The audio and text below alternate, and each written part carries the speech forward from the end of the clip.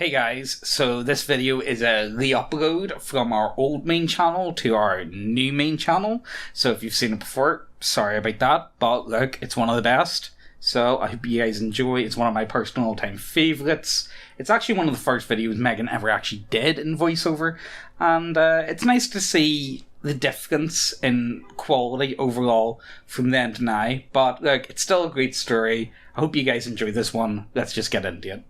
This is a story that I'm not proud of, where I lose my temper and utterly wreck the game, but I think it's a share-worthy story nonetheless. First time with this specific Pathfinder group, I found an ad for them somewhere which I won't reveal for the sake of their privacy. I went there because I figured it would be a fun experience, since almost all the games I played for like 5 years had been online in some way rather than in person.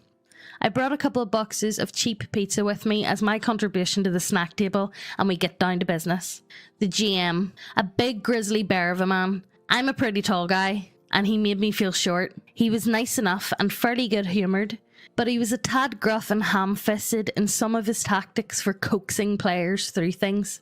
I'm probably being critical though, all things considered. His game was basically Pathfinder with 3.5 epic level progression rules and a lot of 3.5 fluff. He also had a neat house rule about permanency applying to any spell or psionic effect for standardised amount of gold for the spell's level, although they could be dispelled or disrupted as usual. I cringed when I heard that the story proper was going to be riddled with psionics, which I am far from a fan of, but I thought I'd grit my teeth and bear with it despite my prejudices against them. The plot was basically that magic was slowly falling out of use as more and more people spontaneously developed psionic powers, and the rest of the plot of the X-Men movies. I think that the GM didn't want us to allow players to use psionics, but to be honest, I couldn't really tell because that went out the window way before the session even began.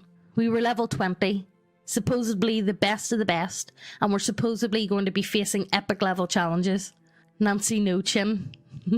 A scrawny little guy with what appeared to be a missing chin. He was quiet and out of the way, and he never really did much out of character, so I can't comment too much on his real character. He played a monk, psionic fist, soul fist variant. He was basically the stereotypical Zen, master of self, I only want peace but will kill you guy of the party. The character was so bland I don't even remember anything else about him. Fish face. She wasn't ugly, but she was bug-eyed and looked like she had silicone injections in her face. Okay, she was pretty ugly, but she had the typical skinny bitch attitude like she was hot stuff. So I couldn't help but superimpose a big carp over her every time I looked at her. It's probably for the best, because I was too distracted by this mental image to really pay attention to a lot of the stupid shit she said. She was at most times trying to drag politics or religion into debate where it was non sequitur or a red herring altogether. Her character was an annoying as shit Wilder, who was a typical fiery-tempered Mary Sue. She geared up to be the nuke of the party. Also, it was a fucking drow with a trite. Wasp ethics, yeah. The only decent player, not me. A really big guy and not at all fun to look at, but he was mostly pleasant and seemed to know his stuff. He wanted to play Bard, but the GM convinced him to play something else through the game. Means he convinced me not to be a UMD focus rogue, Minimax or get the fuck out, and he ended up going for a magus. It was kind of interesting because he played him like a tribal warrior shaman whose tribe was deep in shit because of the developments in the more developed parts of the world and was attempting to save his people from being disturbed by the recent events. He was also really creative in combat. All in all, I think he was the only one who put real effort into the game. That faggot. This guy gives bad names to faggots everywhere. Okay. He had no concept of personal space and no concept of, I'm not gay. Thankfully, he did have a concept of, if you touch me there again, I'm going to pummel you and file a sexual misconduct shit.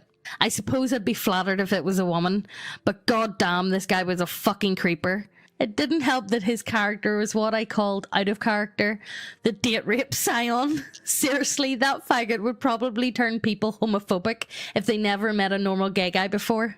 Me, I was making a high charisma, trap-making, disabling, and UMD focus rogue, but I was flat out told in so many words that I needed to make a minimax, power gamey character or I wasn't going to get to play. I took offence, so I made a wizard, stereotypical in dress from the chronicle hat to the robes and tiny glasses. I wanted to give him a beard, but apparently in his setting, elves can't have facial hair. So I said his eyebrows grew down his belt.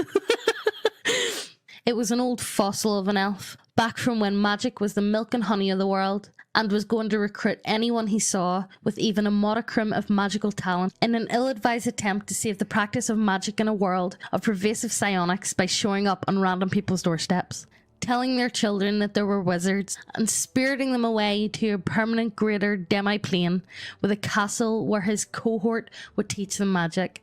If you get the joke, you're smarter than most of this group.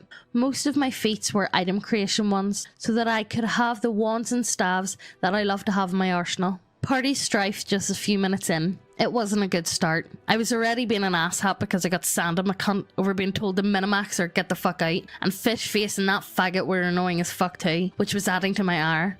We finally start the session. We congeal off the walls of a high-end tavern in some urban area. Some plot, and then we go wandering about. I spellcraft and detect magic every apprentice age kid I see and try to discreetly determine if they have any talent.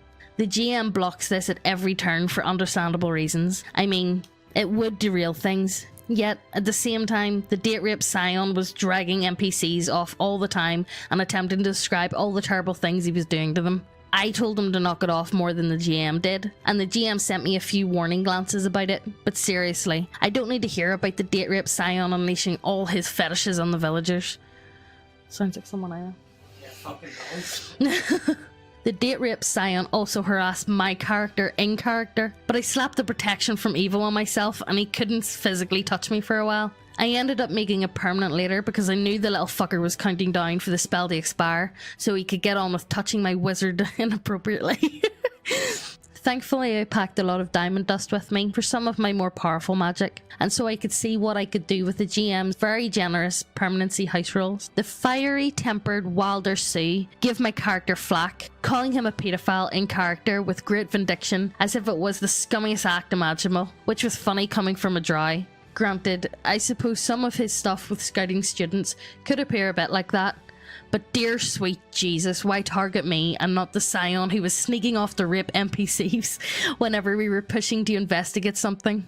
The Wilder continued to lambaste me for reasons I didn't really understand, with which I retaliated with a long-winded pontificating ramble about how magic was dying and why it needed to be passed on. This had a lot of old man rambling stereotypes about the good old days, with lots of Partridge Farm references, and I ate up a lot of time with that.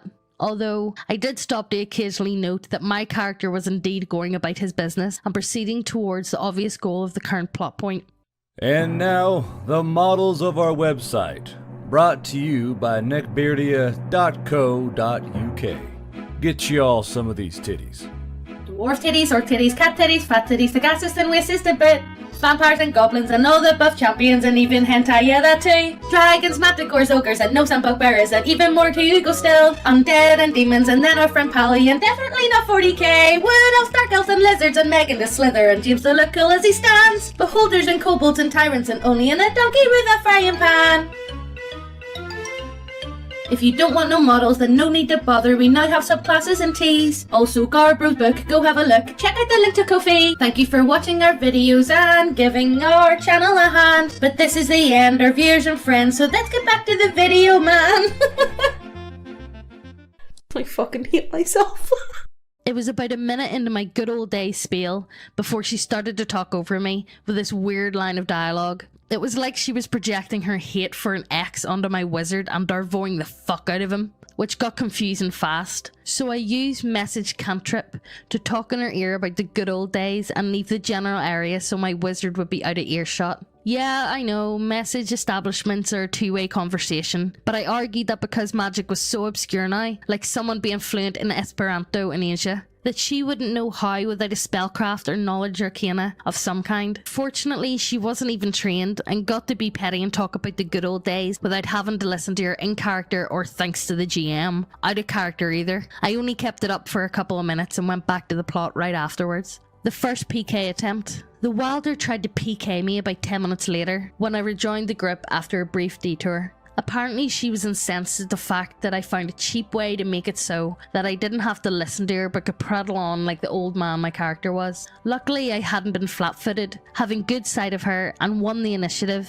so I beat her stupidly high spell resistance and turned her into a newt.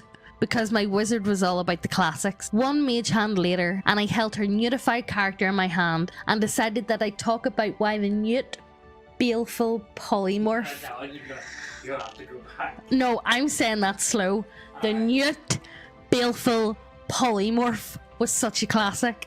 Look, just put that in. The date rape scion and the monk scion both decided to defend her character and demanded that I release her at once. Not wanting everything to devolve into fighting, I played it off as if my wizard thought that they wanted her released into their custody, and told them that they looked like they could handle any of the kids' hissy fits. He handed her over and began to walk off, forgetting to undo the effect. They cleared their throats and got his attention about it, and I told them that they could hire a court mage and dispel it, and they reminded me that mages were almost extinct. Oh, and then I dispelled the baleful polymorph and went silly me and moved on. I think they were pretty upset, save the mages who was being all sage and witch doctor like in the background of all of this and trying to keep the peace like a good guy. The second PK attempt. Fishface, No Chin and that faggot were clearly plotting since they take breaks to go off and huddle and were passing notes during the session in what they probably thought was a discreet manner. Maybe it's my trained eye for catching students texting, but they were really obvious about it. I figured they were going to gang up on me at some point, so I just kept the scrolling of plain shift in one hand, just in case I had to escape, figuring being a wizard would let me excuse just happening to have a scroll ready.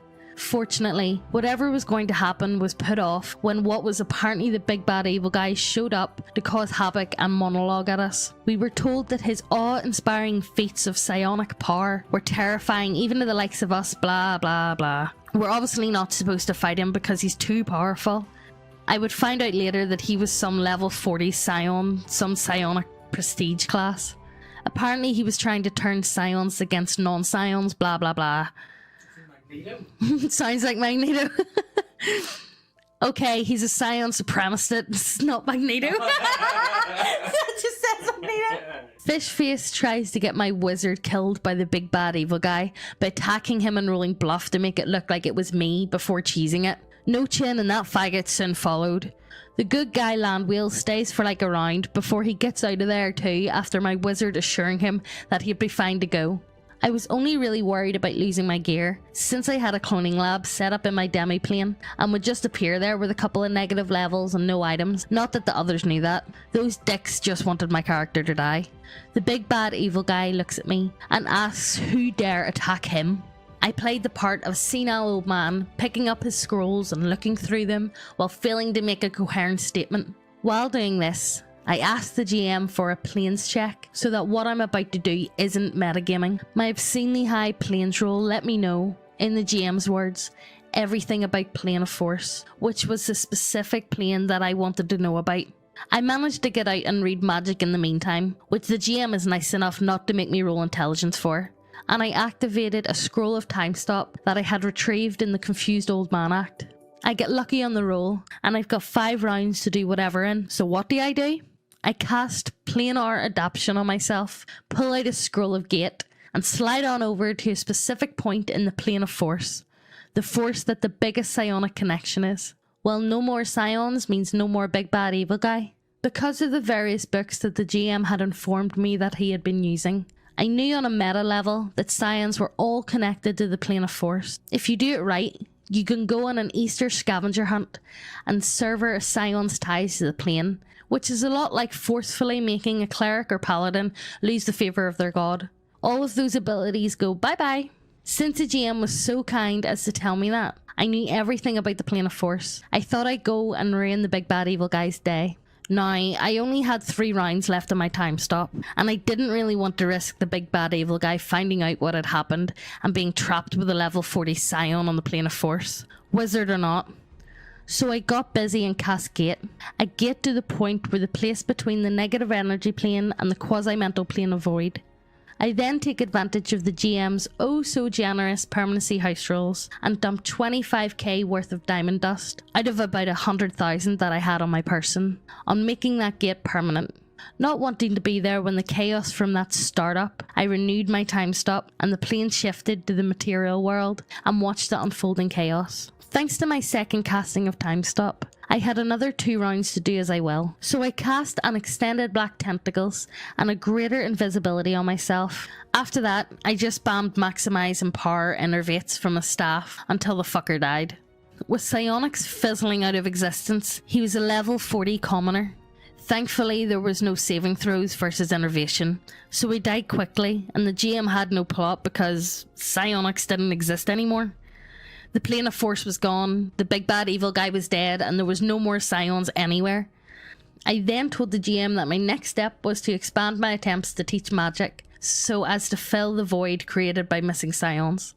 The first scratch. What? No, that can't be! The party can't win a few hours into the first session and take away all the plot. Retcon time.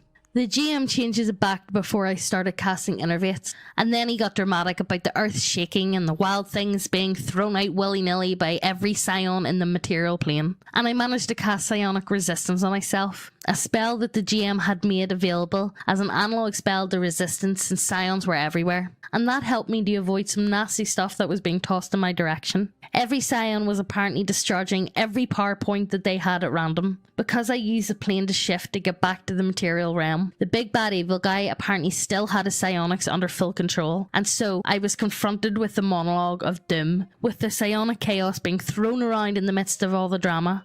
I pull out another scroll of Time Stop, because I had an ass ton of these things, because why not? And then I cast planar adaptation on myself, and immediately left for one of many private demi-planes I had, without waiting for him to finish. The big bad evil guy followed me through what I assumed was GM fate.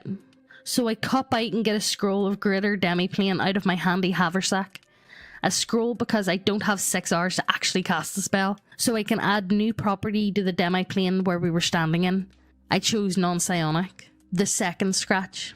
The GM stared at me blankly. I said that one of the many things you can do to a demi-plane is make it so that there's no magic in it. Since he proved so many magical things that could affect psionics, like psionic resistance, detect psionics, and other things for the sake of the setting, and left it open for other things, I said that it was only logical that I could do it with a demi-plane. He changed the rules again, says that the scion's connection to the plane of forces is inherently different from the magic, and makes it so that a demi-plane couldn't block it out.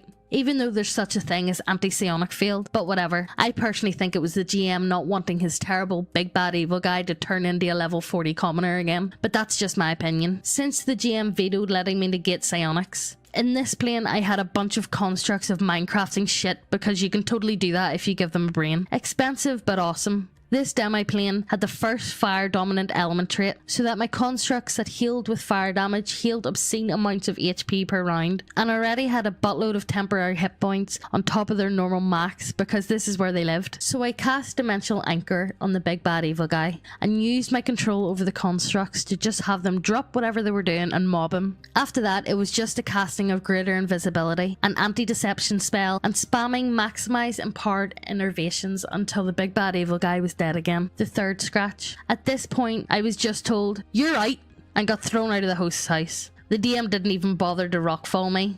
He just told me I was out. No matter how many retcons the GM used, he couldn't think of a way to salvage his plot without writing me out of the game. And that is how I got kicked out of a Pathfinder group first session.